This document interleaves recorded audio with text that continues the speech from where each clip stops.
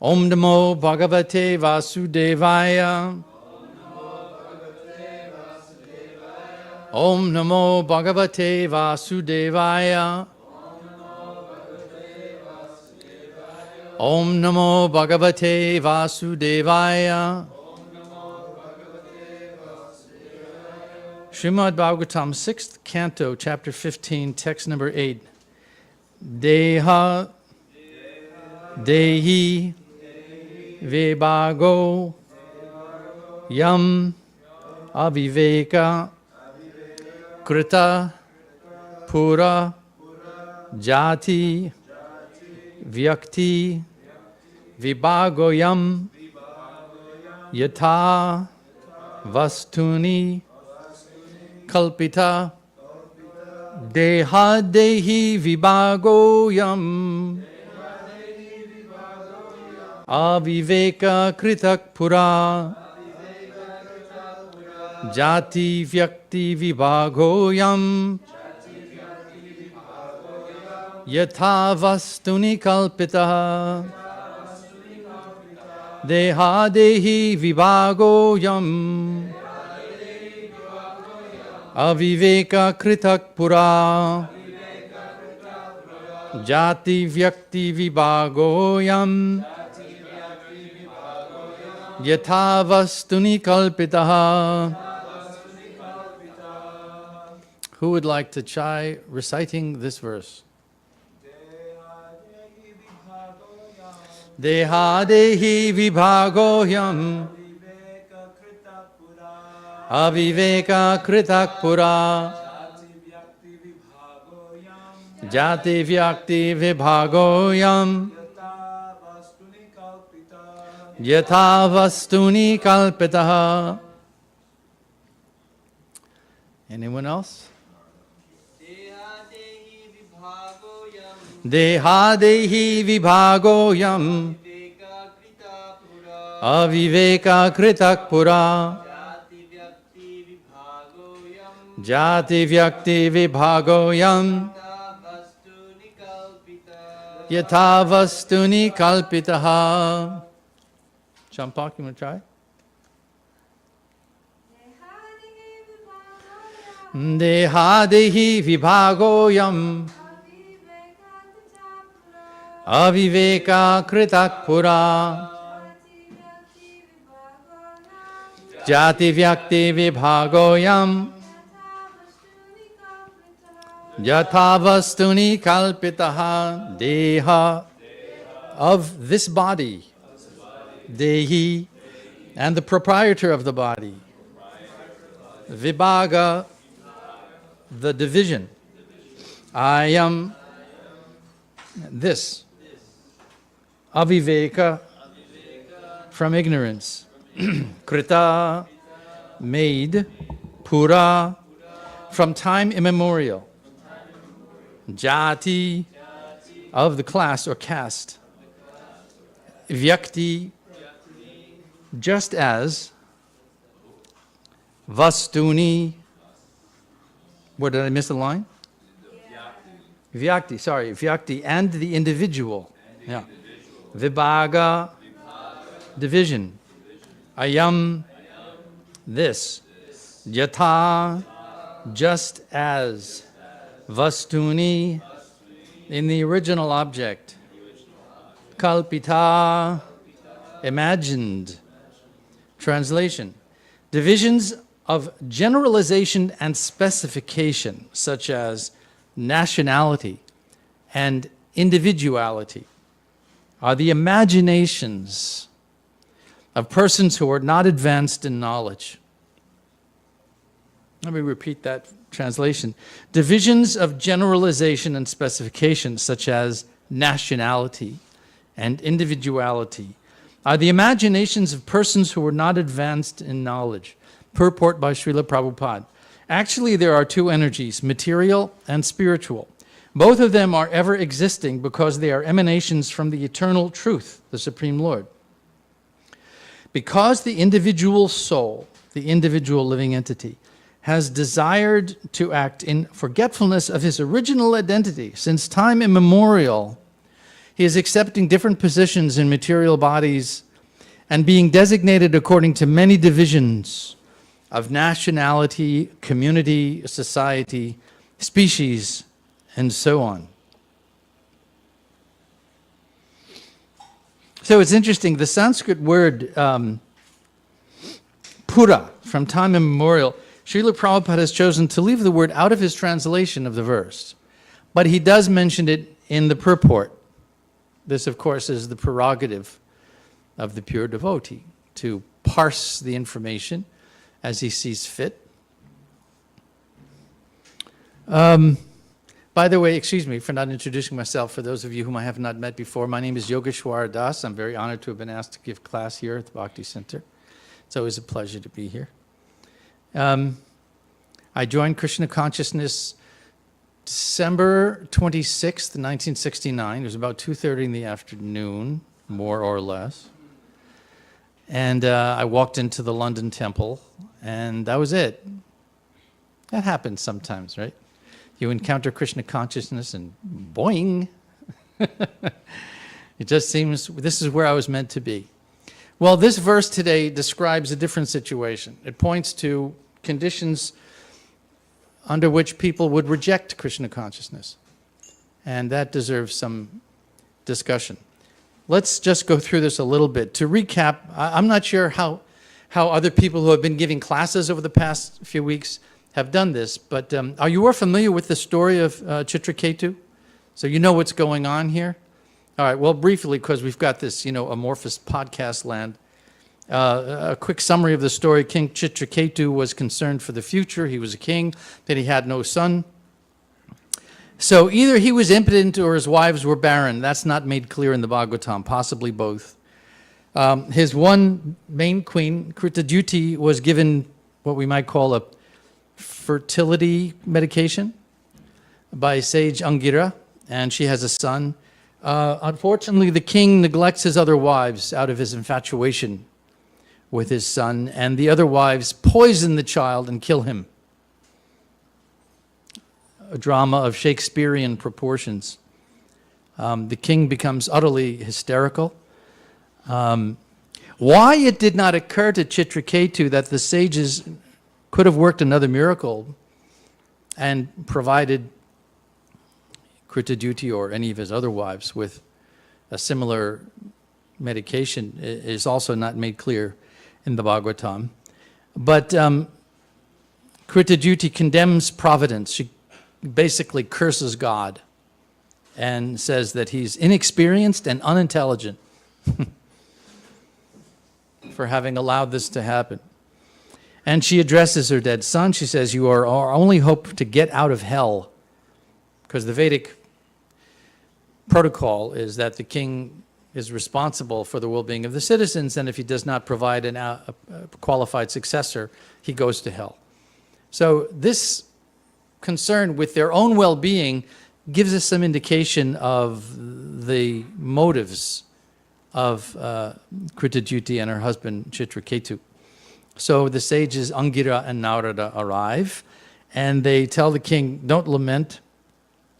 The father-son relationship is only temporary."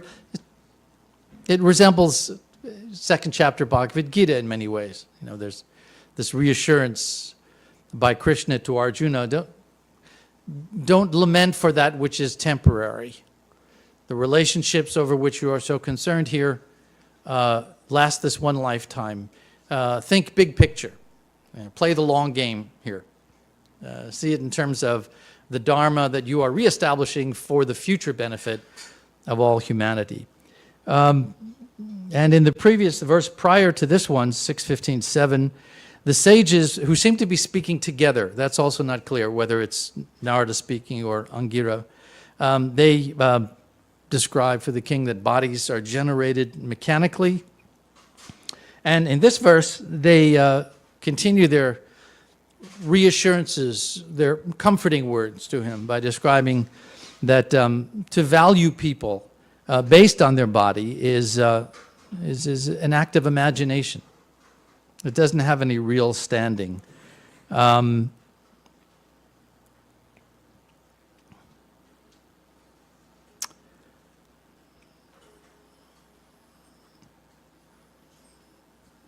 it speaks to issues in the news today. We live at a time when people are radically discriminated against because of their bodies, their place of birth. We call them immigrants. Their religion.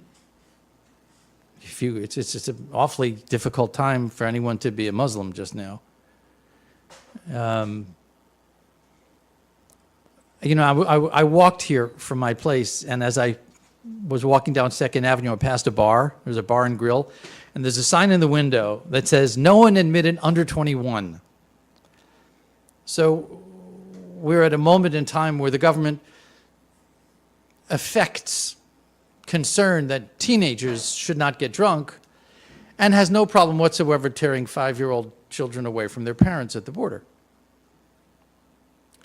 So in this verse, such behavior is described as the acts of persons who are not advanced in knowledge. So after this, Angira will describe, I hope I'm not giving away the store here for people who give classes in the days ahead. Angira describes for Chitraketu, "I gave you a son. I could have given you knowledge. I could have just given you an understanding of things, but you weren't ready. You wanted a son. And now you see the misery that comes with material desire. So you were overly proud of being king, of being rich, of being powerful, about having all of your material prestige. And it was all a dream, wasn't it?" So he encourages him, try to see not the body, but the soul. Narada revives the dead son and says, "This is your father." To which the now revived dead son says, "Really? From which lifetime?" Very smart. He says, "Every time I take birth, I have a different father." Which father are you? At the time of death, all of those relationships are finished. So it's being driven home in many, many ways to Chitraketu. Stop being so materially entangled. Stop being so attached to these relationships, right? Now, this is one side of the issue. We'll get to the other side in a minute. So Narada then gives King Chitraketu a mantra, and Chitraketu begins chanting this mantra, and he becomes fully Krishna conscious in 1 week. He chants the mantra for 1 week and achieves full Krishna consciousness. That's quite a feat. And he gives a wise exposition on the Srimad Bhagavatam and describes how can anyone possibly be interested in anything else. All religion pales by comparison to this wonderful knowledge of Srimad Bhagavatam. And then he has a realization of Anantadev. He sees Krishna in the form of Anantadev. And there's this wonderful offering of prayers to Lord Anantadev. And then later on, I guess you'll get to this in about a month, I think, later on in this chapter. He travels to the planet of Lord Shiva and sees Shiva sitting there with Parvati on his lap, and becomes a little bit proud of his knowledge and criticizes Shiva. How can you behave this way? So even though he had achieved full Krishna consciousness, there was still some defect. And he goes so far as to tell Shiva, "You're not fit to be at the lotus feet." No, I think this is Parvati who says to him, "You are not fit to be at the lotus feet of the supreme personality of Godhead. You are criticizing Shiva in this way? How dare you do that?" He took it. Chitraketu took it. He understood that he had made a mistake. And the purification of that mistake was that he took his birth as the demon Vitrasura. There's always a story behind the story behind the story. Bhagavatam is wonderful in that way, that there's always the surface explanation, and then there's 10 generations of stories behind it. And it's always wonderful finding out, how did this person become, such a big demon? How did Ravana become Ravana? So how is it that someone became fully Krishna conscious and yet there's some defects still there?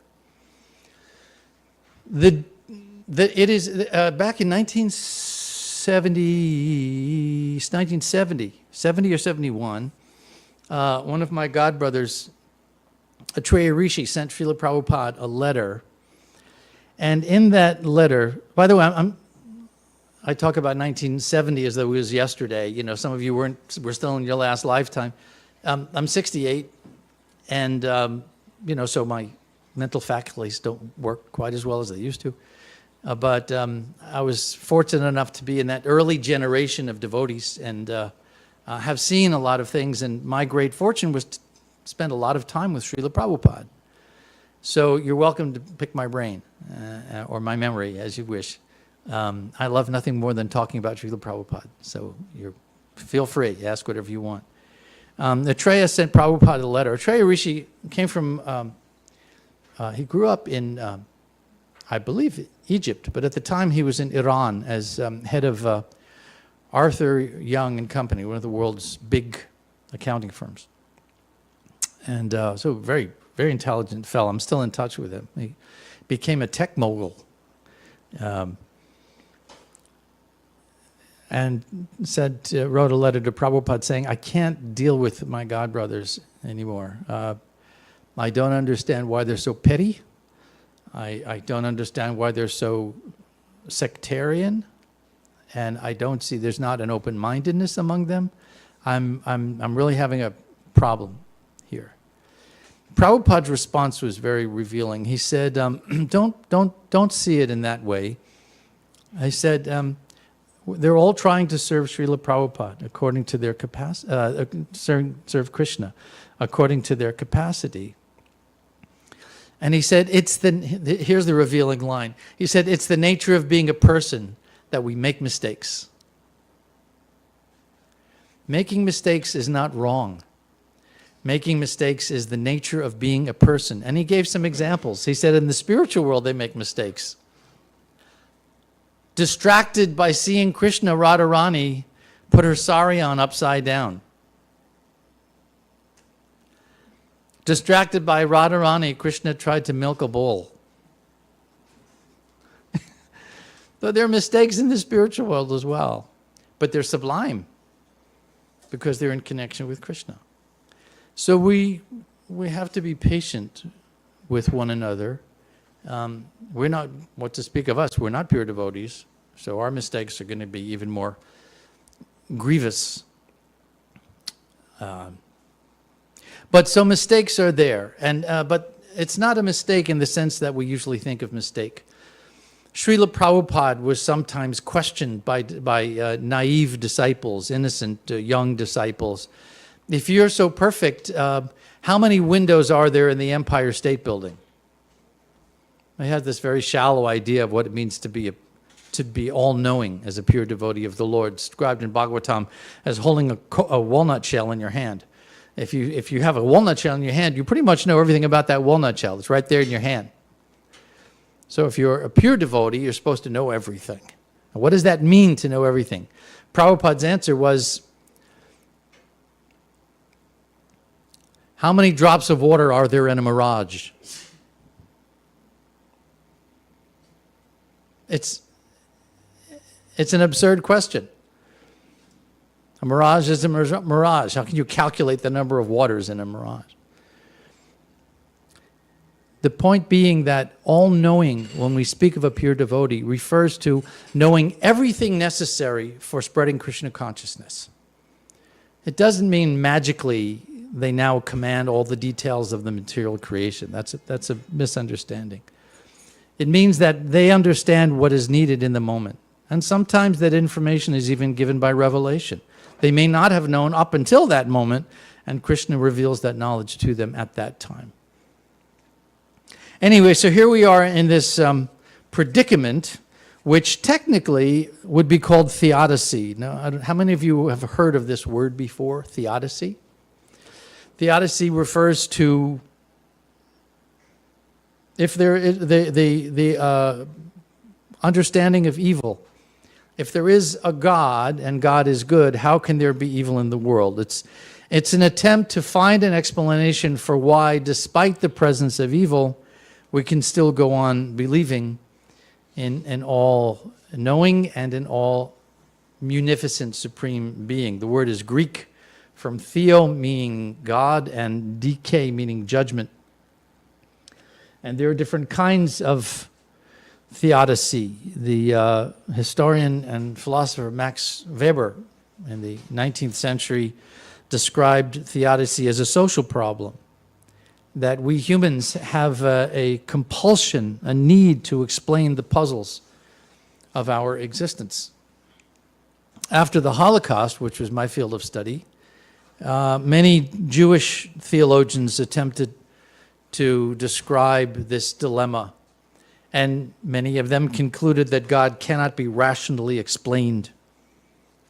How do you rationally explain a benign and beneficent supreme being in the aftermath of the Holocaust, where millions of people were so brutally tortured and killed?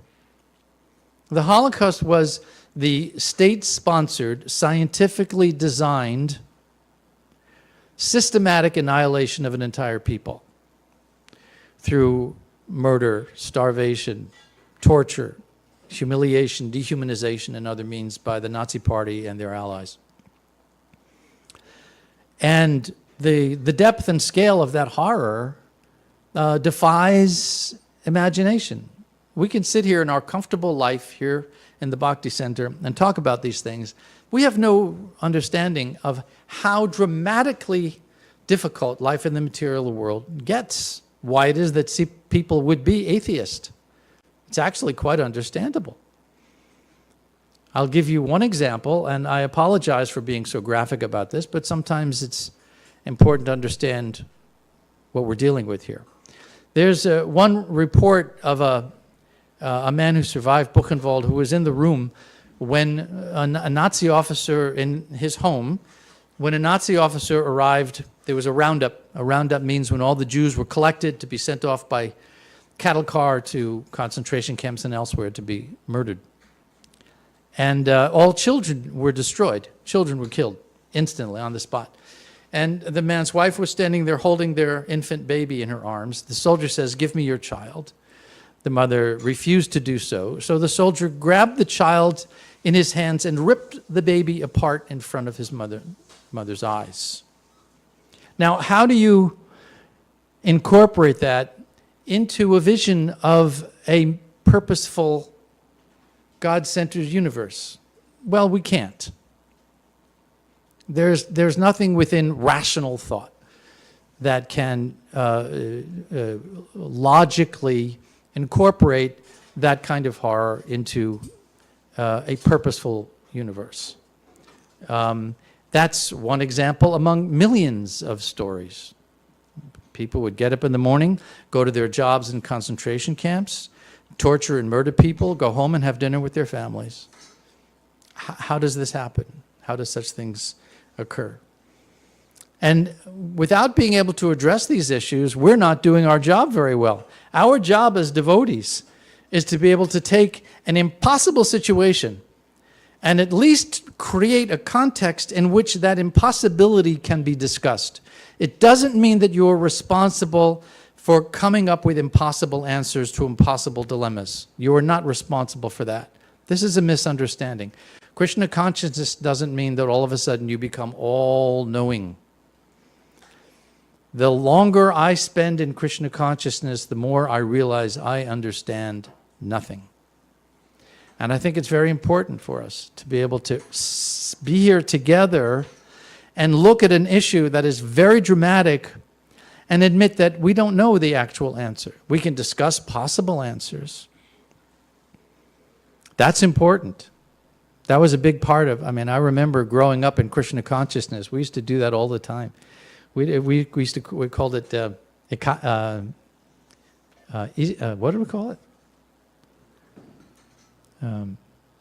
Not a Kaddish. I forgot the name. See, it was so long ago.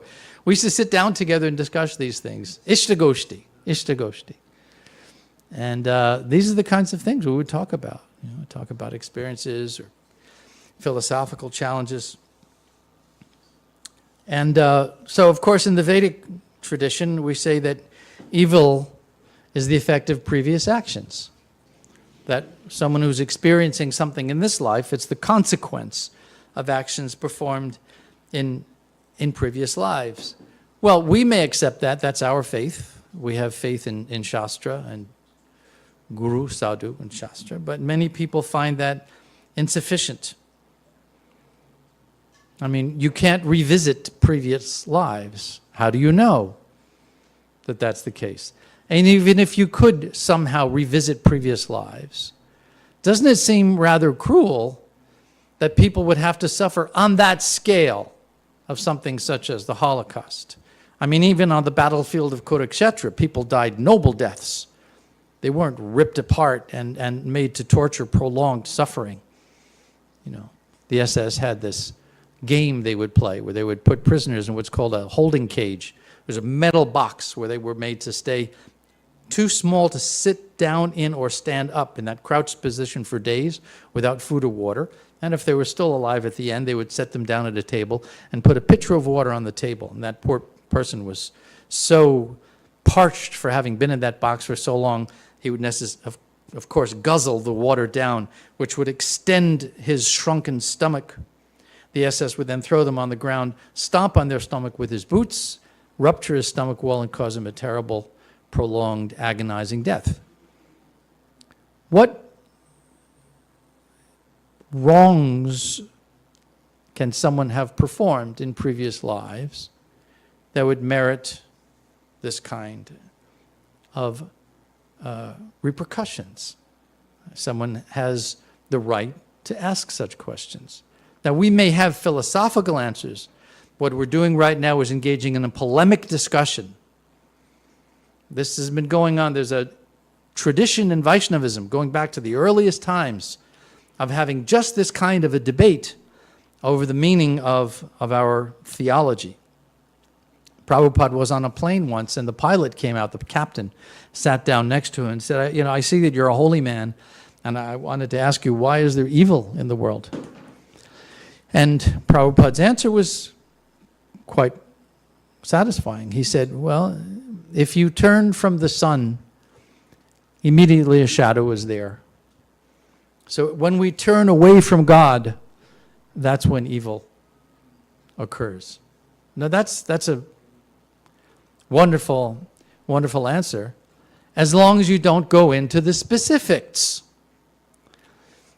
Reporters used to ask the actress Betty Davis, how are you, Miss Davis? And her answer was, well, I'm doing fine as long as you don't need to know the details. Answers are good. The answers that we have in Krishna consciousness are good. But that doesn't excuse us from going into the details and admitting that maybe we don't know something. Why do things become quite as difficult as they are? I'm in touch with a psychiatrist currently who's asked me to help her with a project. She talks about some of her case studies. She has one patient who is functionally blind and deaf. Not congenitally, but functionally blind and deaf. And in talk therapy, it came out that this woman became blind and deaf as a defense mechanism to be able to live with the knowledge that her husband for years had been sexually abusing their daughter. So she became functionally blind so that she could not see what was happening, and functionally deaf so she could not hear what was going on. The brain works in this way. You know, the brain creates these barriers because sometimes things are so severe that it would threaten our very existence. So there are these functions in the brain that shut down normal processes of perception.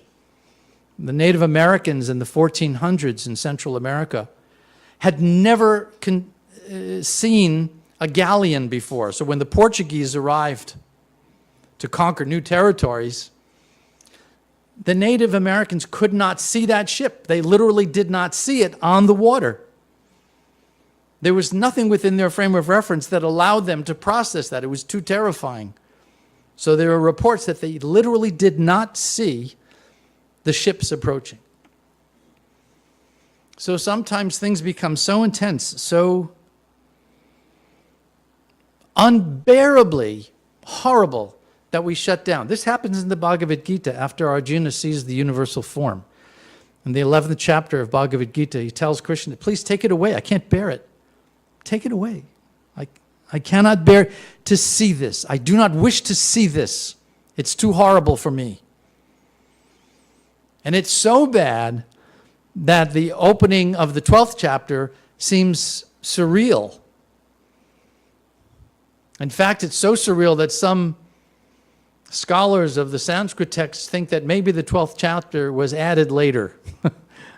Because what happens is Arjuna, going from this traumatic experience, flips and goes philosophical in a split second. Remember, this is an ongoing dialogue. It's a discussion in motion here. So he's going through this. I can't bear this. And his next sentence is, so tell me, O Supreme Personality of Godhead, which do you think is superior? Meditation on the impersonal Supreme or Bhakti? Which do you think is better? What's going on here?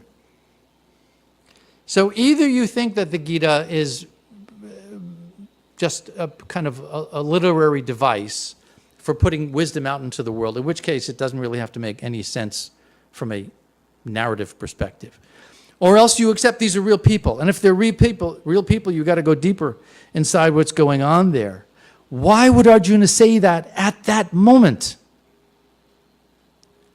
It's because of what he just said. He said, I can't bear you in this universal form. Remember what Arjuna has just seen. He's seen every reason to be an atheist. He's seen the destruction of everything, the futility of all efforts. He's seen pain and suffering and the end of time. Purposelessness. And so he's saying, I don't like you as you are in the world. I don't like what you do in this material world. Maybe I should become a Mayavadi. Maybe I should stop trying to be a bhakta. And Krishna said, yeah, I think you're right. He says, if you're not ready for bhakti, don't do it. Do karma yoga. Do jnana yoga. Do charity. Do something. Because you may reject me, but I will never reject you. You may not understand how I have to act in this world because there are things going on that you just don't have the intelligence for.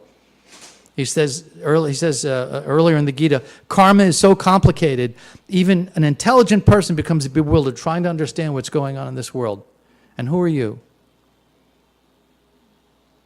It's okay. You're not ready for bhakti? Fine. Do whatever you can, because that'll be at least something that we can hold on to as a relationship. I will never let you go. I will never let you go. I love you too much. I'm going to stop there. I think there's enough for us to discuss. This class goes till what time? So we have maybe 10 minutes. So let's talk about this. And you better have some questions. This is too deep to not have any questions. Don't tell me you don't. All your hands should be up right now. What's your name? Ananda? Ananda Vihari Das. Nice to meet you, Prabhu. Thank you. Hare Krishna. Heard all these horrifying examples of how weird and crazy things can get in the material world. So what's the Krishna conscious answer according to the Guru Shastra? So we hear how weird and horrible things can get in this world. What is the Krishna conscious answer? Yes, that's what I just asked you. We have our theology. We have our perspective on things. Namely that we accept that there is karma. We do accept that. That there are reasons behind things. We don't believe, as the existentialists do, that everything is absurd, that it's purposeless, that it's meaningless. You know, science is very good at giving mathematical formulas for absurdity. It's not, you know, to any thinking person, mathematics is not enough.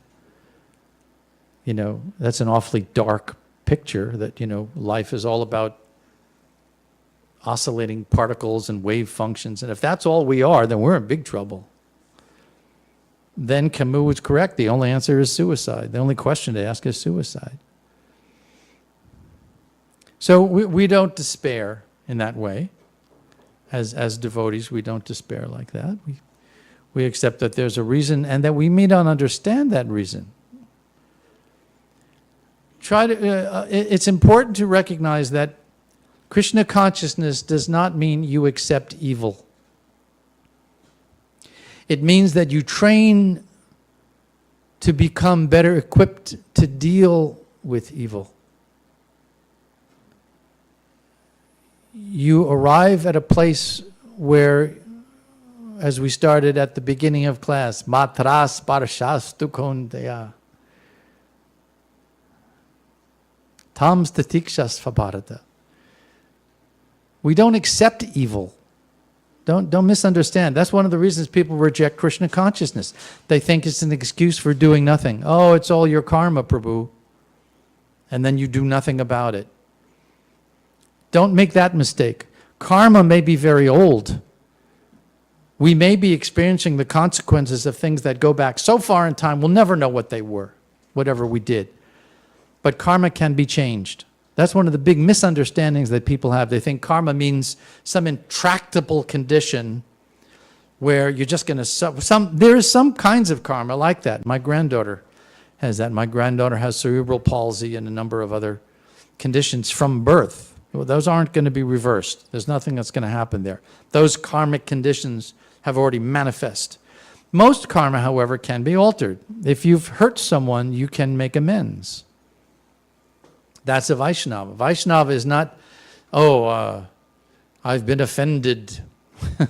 Let me maintain my bitterness toward this person forever. That's not Vaishnava. Vaishnava is, all right, things happen. I forgive you. Let's move on. So you can reverse the effects.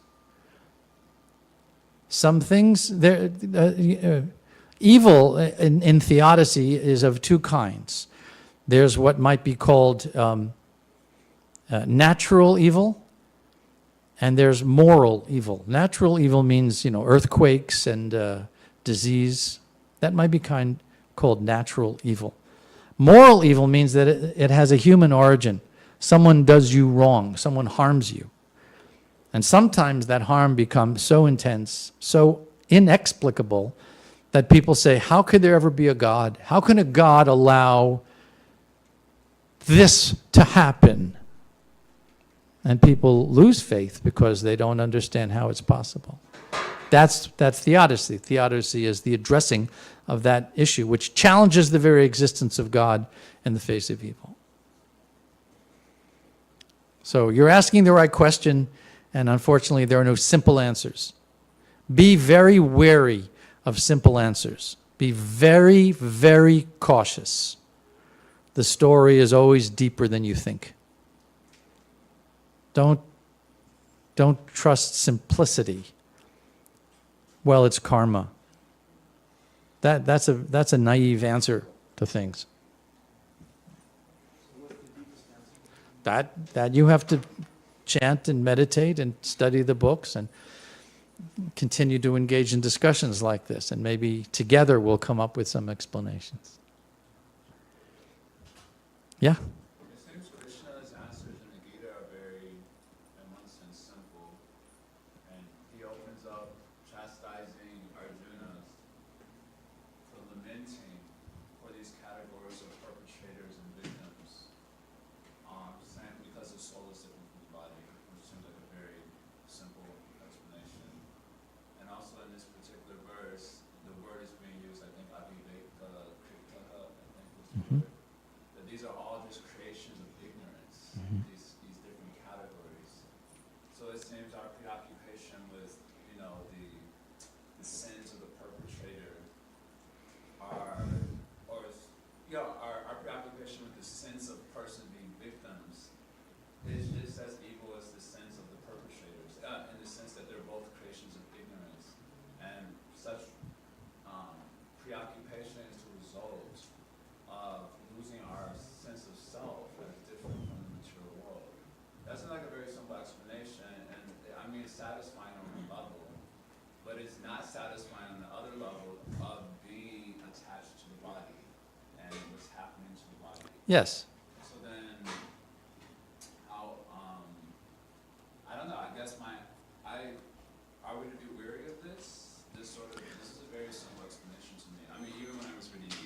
Yeah.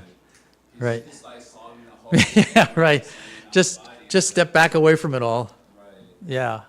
Yeah. The glory of Vaishnava culture is that we learn to be compassionate toward ignorance.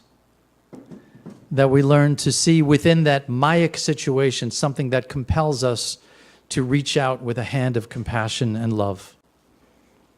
So it may be the creation of ignorance, you know, the harm that we do to immigrants or to children or whatever it may be. But that does not impede us. The word in Bhagavad Gita is lokasangraha, that we are meant to act for the well-being of the world. And what Krishna is instructing Arjuna is not to fight out of indifference, but to fight out of compassion. There's a way to fight, which for an old hippie like me from the 60s was a little difficult to get my arms around. But the way to fight is by doing the least amount of harm possible and by acting with the greatest compassion possible. So sometimes people need to be stopped from doing more harm. That doesn't mean that we act with cold indifference to their situation. We're meant to go deeper inside that and see an opportunity to extend the true character of the Vaishnava. Yeah. It's very challenging, because it means very challenging. It means you've got to play both sides of that field simultaneously. You know, how do I love my children, my partner, and yet also remain detached? You can't be detached and be a good parent. It doesn't work. You have to give yourself 100% to that service. It says, Guru nusasyad svajano nasasyad. You shouldn't become a parent unless you can liberate your child from birth and death. How can you liberate this child from birth and death being indifferent to that child? Can't be done. This is the challenge of Krishna consciousness. To know intellectually that this is a field of Mayic ignorance, and to feel within yourself the compassion that says, this is also my Kurukshetra, my field for going out and acting with compassion for the well-being of all. Take some practice. Thank you. Wonderful question. I guess that's all the time we have. All glories to Srila Prabhupada. Thank you.